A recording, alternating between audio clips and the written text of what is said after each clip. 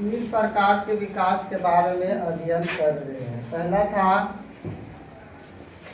Economical development, आर्थिक विकास। दूसरा human development, मानव विकास। ये दोनों हम लोगों ने अध्ययन किया। तीसरा था इन्वायरमेंटल एंड सस्टेनेबल डेवलपमेंट, मतलब सतत पोषणीय विकास यानी विकास की धारणीयता। तो विकास की धारणीयता एक क्या है? ये विकास का एक नया क्षेत्र है। इसमें है कि सभी लोग मिल के काम करते हैं, क्योंकि विकास का जो प्रक्रिया निरंतर चलने वाली प्रक्रिया है, सभी क्षेत्रों से संबंधित है। इसलिए इसमें सभी लोग वैज्ञानिक, अर्थशास्त्री, दार्शनिक, अन्य सामाजिक सभी लोग आपस में मिलकर विचार रख करके कि किस प्रकार का हमारा विकास होगा, इस पर विचार करते हैं और इस पर काम कर रहे हैं, है ना। क्योंकि विकास जो है निरंतर चलने वाली प्रक्रिया है, तो ये हमारे डिपेंड करता है कि हम किस क्षेत्र में विकास करना चाहते हैं। जैसे टेक्नोलॉजी के क्षेत्र में विकास करना चाह रहे हैं, या फिर कंस्ट्रक्शन के क्षेत्र में विकास करना चाह रहे हैं, शिक्षा के क्षेत्र में विकास करना चाह रहे हैं। तो हर क्षेत्र के विकास का एक अलग अलग दायरा होता है। तो जिस क्षेत्र में हम विकास करना चाहते हैं उस पर हम लोग काम करते हैं, है ना। अब हम लोग इसी चीज़ में हम लोग ये देखेंगे कि विकास की धारणीयता में हमको बहुत सारी चीज़ों पे गौर करना होता है। हमारे पास जो संसाधन होता है उस संसाधन के प्रयोग करके ही हम लोग विकास करते हैं। तो मुख्य रूप से संसाधन को दो भागों में बांटा गया है जिसको हम लोग प्रयोग करते हैं। पहला है एक नवीकरणीय संसाधन और दूसरा है गैर नवीकरणीय संसाधन, है ना। तो नवीकरणीय संसाधन में क्या आएंगे कि वैसे संसाधन जिसकी पुनः पूर्ति प्रकृति स्वयं करती है। जैसे भूमिगत जल हो गया, वर्षा के माध्यम से पूरी जमीन के अंदर जाती है, पुनः भूमिगत जल का निर्माण होता है।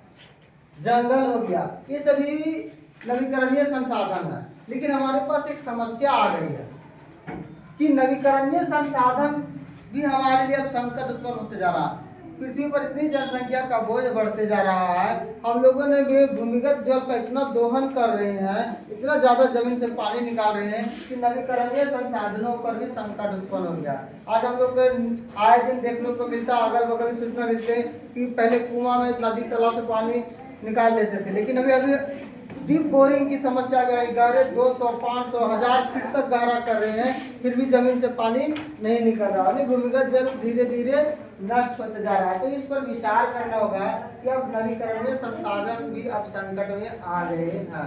जंगल भी धीरे धीरे समाप्त होते जा रहे हैं, इसका क्षेत्र सीमित होते जा रहा है। तो इस पर भी अब हमें विकास की धारणीयता के अंदर विचार करना होगा कि इसको कैसे विचारा जाए। दूसरा चीज है गैर नवीकरणीय संसाधन। गैर नवीकरणीय संसाधन ऐसा संसाधन होता है जिसको हम लोग एक बार प्रयोग करेंगे तो उसका पुनः पूर्ति संभव नहीं, एक बार वो नष्ट हो जाता है, उसको प्रकृति दोबारा भरपाई नहीं कर पाती है, उसमें नष्ट हो जाता है ना। जैसे हम लोग कोयला की बात करते हैं तो कोई इसका जो भंडार जो होता है सीमित होता है, तो उसको हम बढ़ा नहीं सकते। घट जा रहा है लेकिन बढ़ नहीं रहा। जैसे जमीन के अंदर कोयला, पेट्रोलियम, प्राकृतिक गैस, ये लिमिट मात्रा में सीमित है। कोयला को प्रयोग करते हैं, एक बार जलाते हैं, जलने के बाद खत्म हो गया, उसको दोबारा हम प्रयोग नहीं कर सकते। तो ये सब भंडारण असीमित है। इस पर विचार करना होगा कि ये संसाधन को भी हमको सही तरीके से प्रयोग करना है ताकि हमारा पर्यावरण सुरक्षित रहे।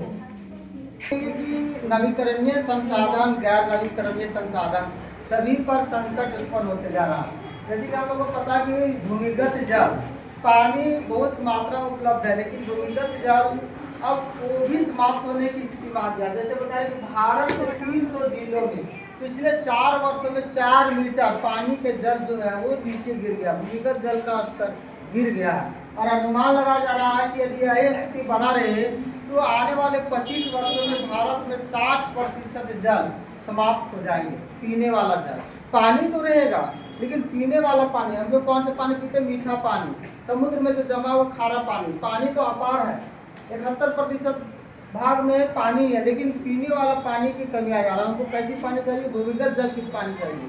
और भूमिगत जल की स्थिति गंभीर है। हम लोग हजारों मीटर डीप बोरिंग कर रहे भी पानी नहीं मिल रहा है। पंजाब, हरियाणा, इन सभी की स्थिति बहुत गंभीर है इसके मामले में, और उत्तर प्रदेश की। और देखेंगे कच्चे तेल का भंडार, हमारा कच्चे तेल पेट्रोलियम पदार्थ जिसको कहते हैं, पेट्रोलियम जिसे बनता है, ये किसी भी देश की रीढ़ है। अर्थव्यवस्था के संचालन में पेट्रोलियम का बहुत महत्वपूर्ण योगदान होता है। लेकिन आप लोग देखेंगे कि पेट्रोलियम भारत के पास है नहीं, वो आयात पर निर्भर करता है, विदेशों से खरीदता है, अन्य देशों से पेट्रोलियम खरीदता है, जिसके कारण भारत में कभी कभी सुनेंगे कि पेट्रोल डीजल महंगा तो सारे सामान महंगा, क्योंकि हर चीज पेट्रोल पर निर्भर कर रहा है ना। तो हम लोग देखेंगे कि कच्चे तेल का लगभग विश्व में पूरा हर देश की स्थिति अलग अलग है, लेकिन सभी देशों के अनुमान लगाया जा रहा है कि लगभग 47 वर्षों में लगभग विश्व के सभी देशों के पास कच्चे तेल खत्म हो जाएंगे। तो कैसी समस्या उत्पन्न होगी। तो इसीलिए अब इलेक्ट्रिक गाड़ियां आना शुरू हो गई है। इसके लिए नए विचार आ रहे हैं कि इसके समाधान क्या होगा, यानी विकास की धार्मिकता का जो विषय है उसको बदला जा रहा है, नहीं तो हमारा और भी विकास पिछड़ जाएगा कि कच्चे तेल का क्या विकल्प हो सकता है। और अब इसका पास और क्या समस्या आ रहा है कि संयुक्त राष्ट्र संघ के पास तेल की मात्रा है, अपने से अधिक है, फिर भी वह उसके पास जितना प्रयोग करना चाहता है उससे कम है। इसलिए क्या कर रहा है कि जिन देशों के पास कच्चे तेल है, पेट्रोलियम है, उस पर क्या कर रहा है, कब्जा करना चाहता है। कैसे कब्जा करना था, सैन्य अधिकार और आर्थिक शक्ति के माध्यम से। और इसका परिणाम हम लोग देख रहे हैं। आज हम लोग भारत इसका बहुत जूझ रहे हैं। क्या चीज़ से जूझ रहे हैं कि भारत ईरान से तेल खरीदता था, अमेरिका से भी तेल खरीदता था और रशिया से भी तेल खरीदता था, लेकिन सबसे अधिक ईरान से खरीदता था और ईरान पे अमेरिका ने कब्जा कर दिया। और अभी हम लोग निरंतर लड़ाई चल रहा है, युद्ध चल रहा है। इसके चलते तुम लोग को समस्या क्या होता है, रसोई गैस अब नहीं मिलता। बोल के पहले डेली रसोई गैस, महीना में 30 दिन पर रसोई गैस खरीद लेते, उसका 30 दिया, 45 दिन एक सिलेंडर चलाने के लिए सरकार बोल रही है। पेट्रोलियम तो रसोई गैस से एलपीजी गैस कहाँ से आता है, पेट्रोलियम से आता है। तो ये समस्या है। देखो तो क्या कर रहा है, प्राकृतिक कच्चे तेल क्या चीज को जन्म दे रहा है, युद्ध को जन्म दे रहा है। आज अभी अमेरिका पूरा विश्व युद्ध की स्थिति उत्पन्न हो जा रही है। अमेरिका ईरान पर निरंतर कब्जा कर रहा है, उस पर मिसाइल से हमला कर रहा है। इस प्रकार बता रहा है कि विकास की धार्मिकता है, इसका प्रकृति और प्रक्रिया के बारे में सोचने के लिए मजबूर कर रहा है और एक नए विषय को खड़ा कर रहा है।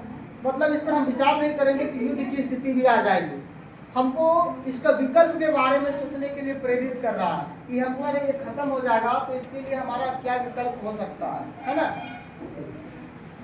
बात आता है कि जो भी हमारे लिए साधन उपलब्ध है, क्या वो हमारा साधन है। तो ये प्रश्न बनता है कि हमने जो भी कुछ प्राप्त किया है, हमारे लिए पूर्वज छोड़ के गए हैं, तो हमारा भी दायित्व बनता है कि हम भी अपने संतान के लिए छोड़ के जाए। यदि हमारे दादा परदादा अब सारे संसाधन को नष्ट कर देते तो हम लोगों को वो चीज़ प्राप्त होता नहीं होता।